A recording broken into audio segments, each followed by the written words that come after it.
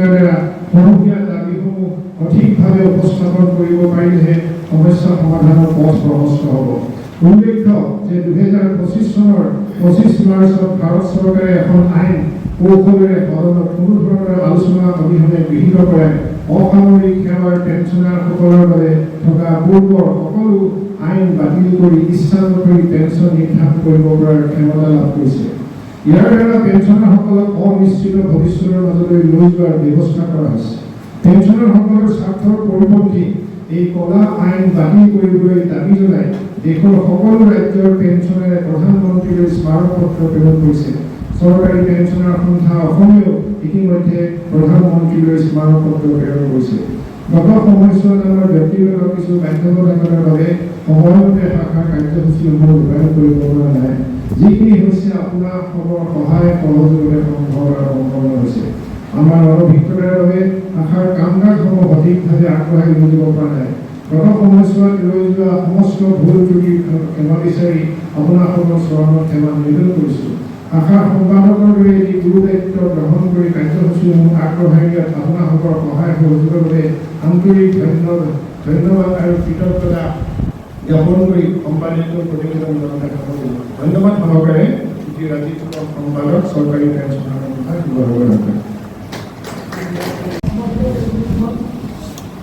কৰিলে আৰু আমাৰ অত্যন্তভাৱে আছে আহিছে তেতিয়া ইয়াত আপোনাৰ কিবা ভাবি আছে বুলি ভাবিছে কিবা আছে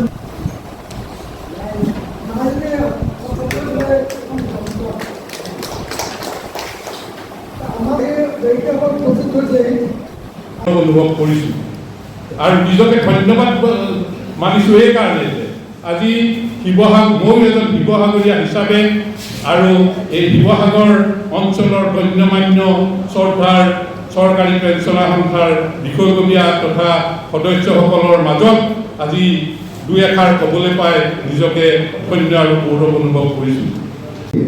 কাৰ্যকৰী সভাপতি শ্ৰদ্ধাৰ শ্ৰীযুত যতীন্দ্ৰনাথ বৰুৱাদেৱক সভাপতি আৰু সহকাৰী সম্পাদক শ্ৰদ্ধাৰ শ্ৰীযুত ভৰত কলিতাদেৱক আহ্বায়ক হিচাপে লৈ গঠন কৰা নিৰ্মাণ সমিতিয়ে ইতিমধ্যে পকী কালভাৰ্ট আৰু গেটসহ সন্মুখৰ পকীবেৰা নিৰ্মাণৰ কাম সম্পূৰ্ণ কৰিছে। শ্ৰীযুত যতীন্দ্ৰনাথ বৰুৱাদেৱৰ প্ৰচেষ্টাত শাখাৰ আজীৱন সদস্য শ্ৰীযুত 1000 ইটা আৰু 10 বেগ চিমেণ্ট দান স্বৰূপে আগবঢ়ায়।